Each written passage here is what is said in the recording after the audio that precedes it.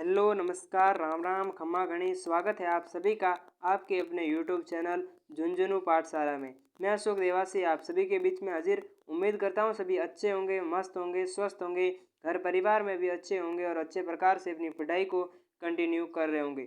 इसी आशा उम्मीद के साथ आज के इस वीडियो या लेक्चर की शुरुआत करते हैं। और इसमें जो भी सीईटी के जो मोस्ट इम्पोर्टेंट क्वेश्चन होने वाले हैं, जो परीक्षा में बार बार पूछे जाने वाले हैं, उनकी शुरुआत करने वाले हैं। चलिए बिना समय गवाए आज के इस वीडियो को स्टार्ट करते हैं। दोस्तों, ये रहा पहला सवाल आपकी स्क्रीन पर। राजस्थान का लौह पुरुष किसे कहा जाता है? राजस्थान का लौह पुरुष, इसमें ऑप्शन ए है Damodar Lal Vyas, option B Bhogilal Pandya, option C Mohandas या सरदार वल्लभ भाई पटेल। किसको कहा जाता है फटाफट से आप बता देंगे। इसमें हमारा राइट आंसर है वो क्या हो जाएगा? इसमें हमारा राइट आंसर है वो हो जाएगा दामोदर लाल व्यास। ऑप्शन ए हमारा है वो राइट हो जाएगा। ये ऑप्शन राइट हो जाएगा क्योंकि जो सरदार पटेल है उनको लौह पुरुष कहा जाता है, लेकिन ये जो दामोदर लाल व्यास है इनको राजस्थान का लौह पुरुष कहा जाता है। अगले सवाल की ओर बढ़ते हैं। और अभी तक आपने चैनल को सब्सक्राइब नहीं किया तो सब्सक्राइब जरूर करें। ऐसे ही जो इन्फॉर्मेटिव जो भी जानकारी होती है वो आपको इसी चैनल के माध्यम से दे दी जाती है। और सीईटी के मॉडल पेपर हैं वो आपको यहाँ पर करवाए जा रहे हैं लगातार समय से। राजस्थान का पंजाब किस जिले को कहा जाता है? ये रहा आपका अगला सवाल। इसमें ऑप्शन ए है झुंझुनू है, बी सीकर, सी सांचौर या डी अलवर। फटाफट से आप है वो कमेंट बॉक्स में अपना आंसर फटाफट से बता दीजिए। राजस्थान का पंजाब है वो किस को कहा जाता है? राजस्थान का पंजाब जो है वो कहा जाता है सांचौर जिले को। जी हाँ साथियों, सांचौर को कहा जाता है। इसको सांचौर को पहले सत्यपुरा के नाम से भी जाना जाता था, सत्यपुरा। और अब इनका जो वर्तमान नाम है वो है सांचौर। इसमें हमारा ऑप्शन सी राइट हो जाएगा। हमारा ऑप्शन जो सी है वो राइट आंसर हो जाएगा। सभी हैं वो कमेंट बॉक्स में फटाफट से बता दीजिए। अगले सवाल और तीसरा सवाल आप सभी के स्क्रीन के सामने। ग्रेनाइट नगरी है वो किस जिले को कहा जाता है या किसे कहा जाता है? आप सभी अगर सीईटी की तैयारी कर रहे हैं तो आपको लग रहा होगा कि ये जो प्रश्न है ये सामान्य से है, लेकिन बहुत बार आने वाले हैं, इसीलिए आप सभी के समक्ष में लेकर आया हूँ ये प्रश्न, क्योंकि लेवल से पढ़ेंगे तो सब तैयारी होगी। ग्रेनाइट नगरी है वो किस जिले को कहा जाता है? इसमें आपका ऑप्शन है भरतपुर, जालोर है, बाड़मेर है और धौलपुर है। इसमें हमारा राइटर आंसर है वो क्या हो जाएगा? बी हो जाएगा, जालोर। जालोर को जो है वो क्या कहा जाता है? ग्रेनाइट नगरी यानी कि भूरी नगरी भी हम कह सकते हैं। इसमें हमारा बी राइट आंसर हो जाएगा। बढ़ते हैं अगले सवाल की ओर। ये रहा आपका अगला सवाल। लोक देवता पाबू जी की घोड़ी का क्या नाम था?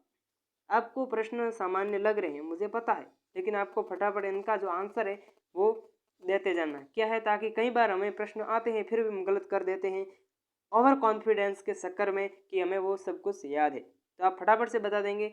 आगे आगे जैसे भी आपको लेक्चर मिलते रहेंगे इन प्रश्नों का लेवल जो है वो बढ़ता जाएगा।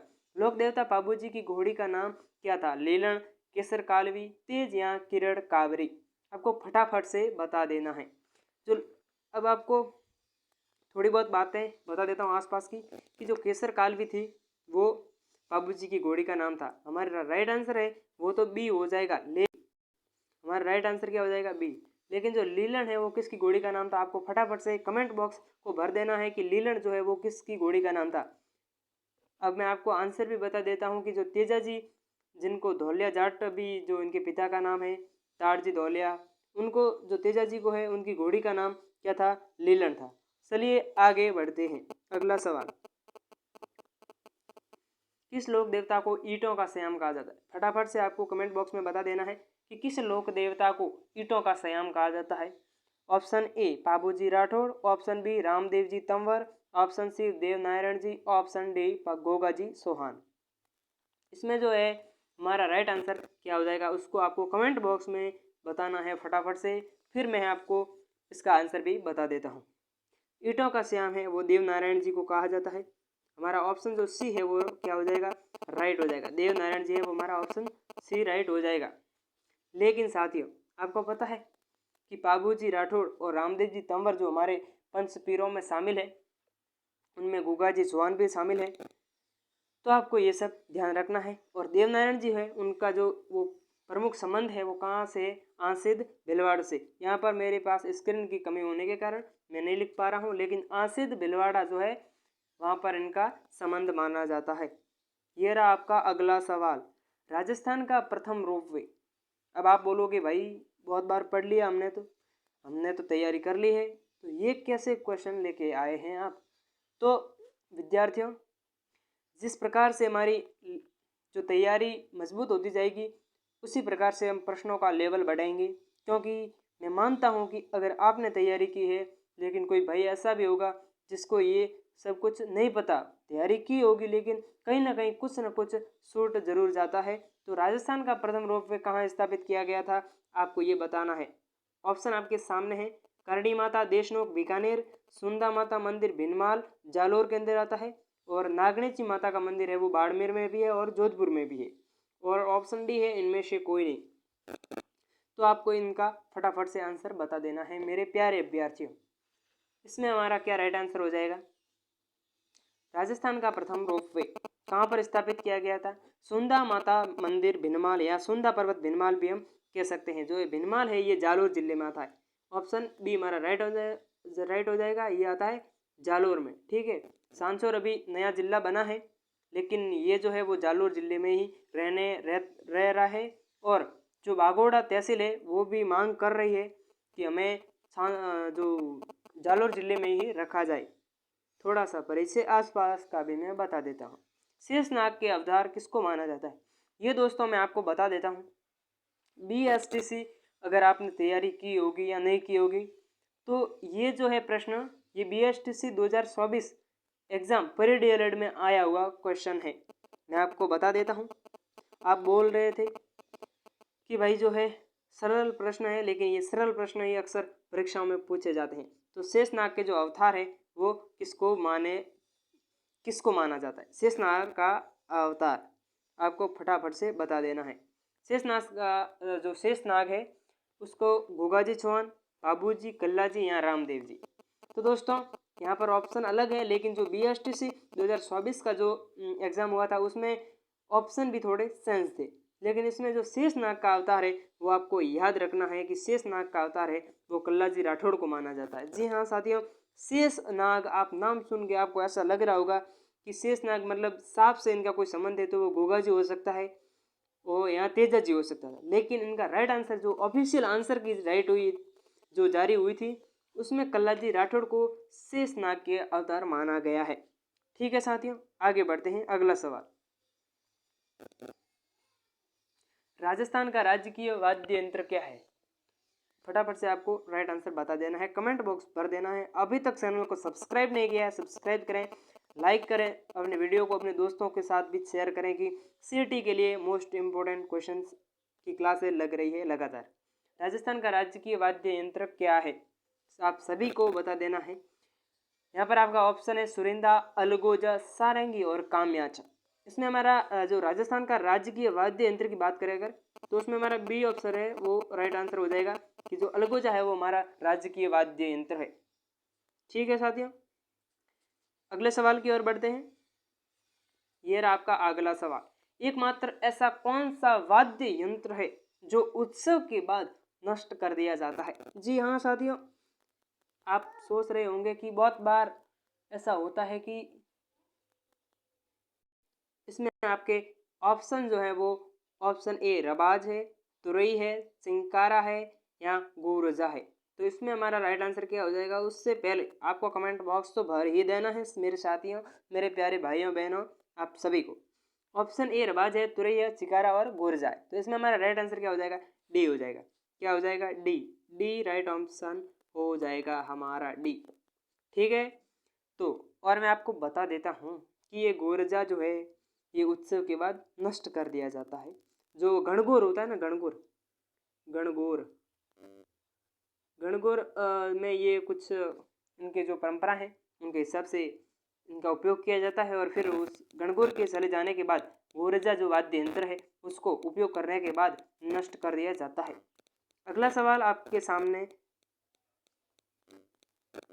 ये रहा आपका अगला सवाल। राजस्थान की चित्रकला का वैज्ञानिक विभाजन किसने किया था भाई? फटाफट से आपको राइट आंसर तो बता देना ही है कमेंट बॉक्स में, कहने की कोई ज़रूरत नहीं है। राजस्थान की चित्रकला का वैज्ञानिक विभाजन किसने किया था? राय कृष्णदास, आनंद कुमार स्वामी, जादूनाथ सरकार या फिर हेवेल ने? फटाफट से आपको कमेंट बॉक्स भर देना। राजस्थान की चित्रकला का जो वैज्ञानिक विभाजन किया था वो किया था आनंद कुमार स्वामी जी ने। जी हाँ साथियों, ऑप्शन बी हमारा राइट आंसर हो जाएगा। आप सभी का आंसर कितने सही होते हैं वो भी मेरे को लास्ट में कमेंट बॉक्स में बताना है, अभी नहीं बताना है, अभी इनका केवल आंसर बताना है भाई साहब। चौहानों की उत्पत्ति के संबंध में मैं आपको बता देता हूँ भाई साहब कि चौहानों की उत्पत्ति के संबंध में जो बहुत से मत हैं कि इनकी जो है वो उत्पत्ति विदेशी मूल से हुई है, अग्नि मूल से हुई है, ये इंद्र के वंशज कुछ जो है वो मानते हैं, सूर्यवंशी भी मानते हैं। तो जो विदेशी मूल का वो सिद्धांत वो किसने दिया था, ये आपका प्रश्न है। मोनोद नैन्सी, कर्नल जेम्स टोड, आनंद स्वामी या चंद्र बरदाई? इसमें क्या हो जाएगा? जो विदेशी मूल का सिद्धांत दिया था वो दिया था हमारे कर्नल जेम्स टोड को। किसने दिया था? Option B is right. इनको क्या कहा जाता है? घोड़े वाले बाबा। घोड़े वाले बाबा क्या कहा जाता है मेरे प्यारे विद्यार्थियों? घोड़े वाले बाबा। क्या? घोड़े वाले बाबा। ठीक है साहब।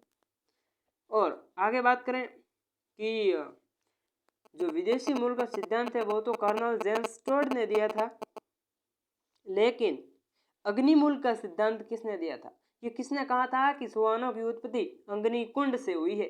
तो ये कहा था भाई आपके चंद्र बरदाई ने। किसने? चंद्र बरदाई ने का क्या कहा था मेरे प्यारे विद्यार्थियों? अग्निमूल का सिद्धांत क्या दिया था? अग्निमूल। ठीक है साथियों, अग्निमूल।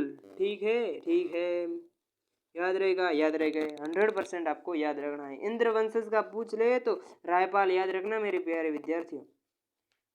और सूर्यवंशी का अगर आपको पूछ ले तो उसमें दो नाम आएंगे, एक तो आएगा हमारे जनक भट्ट साहब का और एक नयन चंद्र सूरी। ठीक है, अगले सवाल की ओर बढ़ते हैं।